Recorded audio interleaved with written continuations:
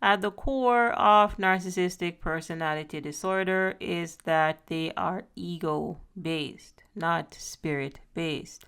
And this is because they abandon their true spirits, their true self in childhood for an ego, that which you call the mask.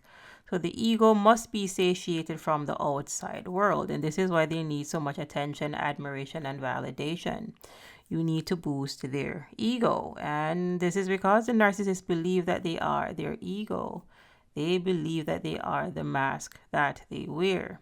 Again, they abandon their true selves, their true spirits in childhood. And this is a type of dissociation where instead of developing a true self, these individuals developed a false self.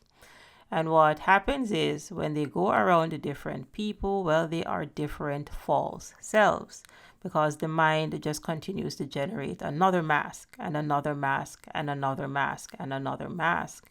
And that is why when the narcissist is around me, they're one way. When they go around you, they're another way. And if they go in front of another person, they are another way. And oftentimes on the channel, you hear me describe this as if I like hip hop and R&B music, well, the narcissist likes hip hop and R&B music. If somebody else likes jazz music, then all of a sudden the narcissist likes jazz music. And this is because they are mirroring you. They do not have a true underlying personality. They have a personality disorder. So what happens is they abandon their true spirits. They abandon their true inner light, the true captain of the ship. So the captain essentially is overboard. And today, narcissists believe that they are their ego. And the ego is a mind-made construct. We are not our egos. We are spiritual beings having a physical experience. We are spirit, or if you want to say light, consciousness, source energy, prana, chi, governing a physical body with access to tools or faculties, namely our mind power, our willpower, and our emotions. But when it comes to pathological narcissists believe that they are their ego. So if they believe that they are their ego, then they believe that they are their mind. And if someone believes that they are the mind, then they are losing their minds. Because we are not our minds. Our mind is a tool that we use to make decisions, to generate ideas, to brainstorm, and so on. So understand that if you are dealing with a pathological narcissist, then you are dealing with a captain that abandoned their ship. The driver is in the back seat. You are dealing with someone that is losing their minds, and not only are they losing their minds, they really are losing their entire souls. The entire personality is disordered. So they have mental issues. They also have issues regulating their emotions, and they also have an underdeveloped will. So you'll see various types of impulsivity and compulsive behavior. So it is a personality disorder. So the entire personality is disordered. And this is why you often hear me refer to them as lost souls or dark souls. And at the core, again, this is because they abandoned their inner light in childhood. So today they really are filled with darkness, and this is what makes narcissists very dangerous, because eventually that darkness is going to show up on the outside.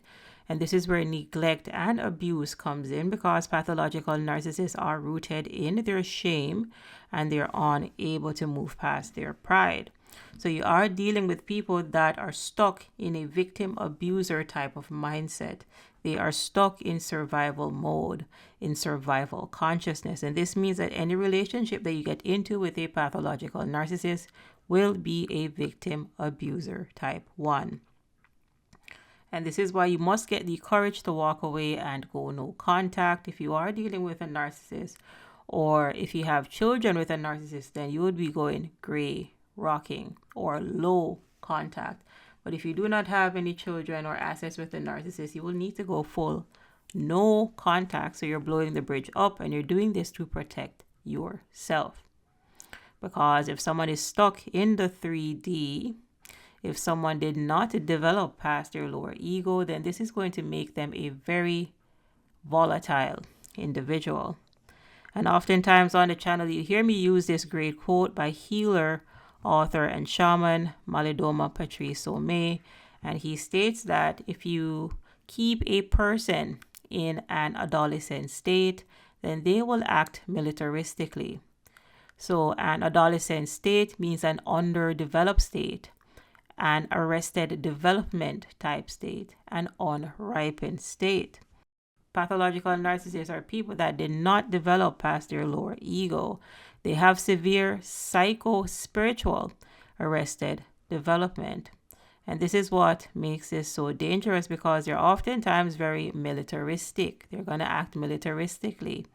They're going to be very volatile people or very violent people, because you are dealing with someone with severe psycho-spiritual arrested development. They're based in shame and they're unable to move past their pride. So you are dealing with someone that is empathy impaired.